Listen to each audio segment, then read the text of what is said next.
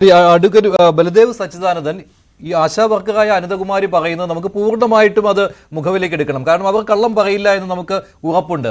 പക്ഷേ ഇതെന്തുകൊണ്ടാണ് സംസ്ഥാന സർക്കാരിന് തിരിയാത്തത്? ആദ്യം പറഞ്ഞു ഒന്നിച്ചു വാ, ഡൽഹിയിൽ പോയി കേന്ദ്ര സർക്കാരിനെതിരെ സമരം ചെയ്യാമെന്ന്. അത് പറഞ്ഞതും നമ്മുടെ ആരോഗ്യമന്ത്രിയായ വീണ ജോർജാണ്. പിന്നെ എല്ലാവർക്കും മനസ്സിലായി ഇത് കേന്ദ്രം മാത്രം വിചാരിച്ചാലല്ല, സംസ്ഥാന സർക്കാരിന് ഓണറേറിയം കൂട്ടുവാനുള്ള അധികാരമുണ്ട്. അത് സംസ്ഥാന സർക്കാർ മാത്രം വിചാരിച്ചാലേ നടക്കൂവെന്ന്.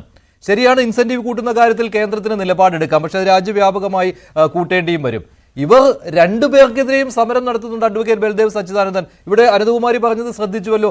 അവിടെ വരുന്ന BJP നേതാക്കളോടും സുരേഷ് ഗോപിയോടും ഒക്കെ പറയുന്നുണ്ട് ഇവർ ഇൻസെന്റീവ് ഞങ്ങൾക്ക് കൂട്ടിത്തരണമെന്ന്. അല്ലാതെ തിരുവനന്തപുരത്ത് വന്ന് സമരം ചെയ്യുവാൻ പോലും ഇവർ എത്രത്തോളം കഷ്ടത അനുഭവിക്കുന്നുണ്ടെന്ന് താങ്കൾക്ക് പറയാവുന്ന കാര്യമാണല്ലോ. എന്നിട്ട് അവരോടാണ് ഡൽഹിയിൽ പോയി സമരം ചെയ്യുവാൻ നമ്മുടെ ആരോഗ്യമന്ത്രി ഉപദേശിക്കുന്നത്. ആരോഗ്യമന്ത്രി ഡൽഹിയിൽ പോയിട്ട് എന്തായി? അവര് പറയുന്നതിനൊന്നും ഇതിനൊന്നും പറയുന്നില്ല. പക്ഷേ അവര് മനസ്സിലാക്കേണ്ടതായിട്ടുള്ളൊരു കാര്യമുണ്ട്.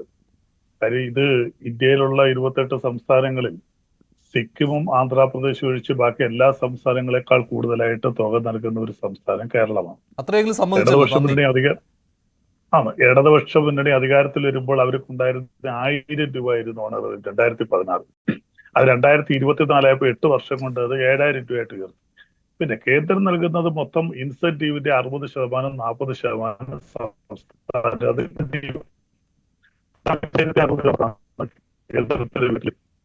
അപ്പോൾ തീർച്ചയായിട്ടും ആശാവർക്ക് ശമ്പളം. പക്ഷേ അവർ മനസ്സിലാക്കേണ്ട കാര്യം, ഇത് ശമ്പളമല്ല അവർക്ക് നൽകുന്നത്. അവർക്ക് നൽകുന്നത് ഓണറേറിയമാണ്. ഓണറേറിയം എന്ന് പറഞ്ഞാൽ ഒരു സർവീസിന് നൽകുന്ന പാരിതോഷികമാണ്. അങ്ങനെ സർവീസ് മേഖലയിൽ പ്രവർത്തിക്കുന്നവർക്ക് സാലറി അല്ല. ഇപ്പൊ സാലറി ലഭിക്കാത്തവർക്ക് ഒരു സേവനമായിട്ട് നിൽക്കുമ്പോൾ അവരുടെ തൊഴിലിനെ ഗവൺമെന്റും ജനങ്ങളും എല്ലാം കാണുന്നത് സർവീസ് സെക്ടറായിട്ടാണ് കാണുന്നത്. ഇത് ഡൽഹിയിൽ തുടങ്ങുമ്പോൾ തന്നെ ഒരു സർവീസ് സംഘടനയായിട്ട് ഡൽഹിയിൽ ചേരികൾ തുടങ്ങിയതാണ്. അന്ന് കേന്ദ്ര ഗവൺമെന്റാണ്, ഡൽഹി ഗവൺമെന്റ് കേന്ദ്ര ഗവൺമെന്റ് കൂടാണ് ഡൽഹിയിൽ ഇത് ആരംഭിക്കുന്നത്. അതിനുശേഷം ഇന്ത്യ മൊത്തം വ്യാപിച്ചിരുന്ന 10 ലക്ഷത്തിലോളം ആശമാർ വർക്ക് ചെയ്യുന്നുണ്ട്. എനിക്ക് പറയാം, ഞാനും ഒക്കെ ഇതിന് സേവനവുമായി ബന്ധപ്പെട്ട ഓണറെ കൈപ്പറ്റി എന്റെ പിയൂണിന്, എന്റെ ക്ലർക്കിന് 65,000 രൂപ കിട്ടുമ്പോൾ 12,000 രൂപ വെച്ച് ഓണറേറിയം മാറ്റി ജോലി ചെയ്തിട്ടുള്ള ഒരാളാണ് ഞാൻ. ഒരു പോസ്റ്റ് ചെയ്തപ്പോൾ അതെനിക്ക് തന്നെ ഓണറേറിയമാണ്. എന്റെ ഡ്രൈവർക്ക് 20,000 രൂപ ഉണ്ടായിരുന്നു. അപ്പൊ എനിക്ക് പറയാൻ പറ്റുമോ ഡ്രൈവർക്ക് 20,000 രൂപ എന്റെ PA ആയിട്ടിരിക്കുന്ന അവിടുത്തെ UDCക്ക് 65,000 രൂപ ശമ്പളം കിട്ടുന്നു? കാര്യം അവർക്ക് സാലറിയാണ് നൽകുന്നത്. അപ്പൊ സർവീസും ഈ ഇതിങ്ങനെയുള്ള സേവനം അങ്ങനെയൊക്കെയാണെങ്കിൽ ഇത് അറിയാവുന്ന ആളുകൾ ഈ അധികാരത്തിൽ വരുന്നതിന് വേണ്ടി പ്രകടന പത്രികയിൽ എഴുതി വെക്കരുതായിരുന്നു. അല്ല, പ്രകടന പത്രികയിൽ എഴുതി വെച്ചിരിക്കുന്ന കുറെ കാര്യങ്ങൾ നടപ്പിലാക്കിയതുകൊണ്ടല്ലേ 2016 6,000-ൽ നിന്ന് 2024 ഇത് 1000-ൽ നിന്ന് 7,000 ആയിട്ട് മാറിയത്. 6,000 രൂപയുടെ വർധന ക്രമേണ ഉണ്ടായില്ലേ? തീർച്ചയായിട്ടും അവർക്ക് ഇപ്പോഴും കൊടുക്കാൻ ഗവൺമെന്റ് തയ്യാറാണ്. ഗവൺമെന്റ് പറയുന്നത്, ഇന്നിപ്പോ മുഖ്യമന്ത്രി പറഞ്ഞല്ലോ, കേന്ദ്രത്തിന്റെ അനുകൂലമായ ഒരു നിലപാട് വരട്ടെ, ആ ഇൻസെന്റീവിനകത്ത് കേന്ദ്രം മാറ്റം വരുത്തുകയാണെങ്കിൽ ആനുപാതികമായിട്ട് നമുക്ക് മാറ്റം ഉണ്ടാക്കാമെന്ന് മുഖ്യമന്ത്രി സഭയിൽ ഇന്നലെ ചോദ്യത്തിന് മറുപടി പറഞ്ഞല്ലോ. ഇപ്പോൾ കേന്ദ്രം ഇതുവരെ ഞങ്ങൾ ഇവിടെ സുരേഷ് ഗോപി വന്നിട്ട് പോയാലും, ഞാൻ സുരേഷ് ഗോപി എതിരൊന്നും പറയുന്നില്ല, അദ്ദേഹം വന്നിട്ട് പോയി കേന്ദ്ര ആരോഗ്യമന്ത്രി പറഞ്ഞ എന്താ, ഞങ്ങൾ പരിഗണിക്കാം, അല്ല ഉടനെ ചെയ്യാമെന്ന് പറഞ്ഞില്ല.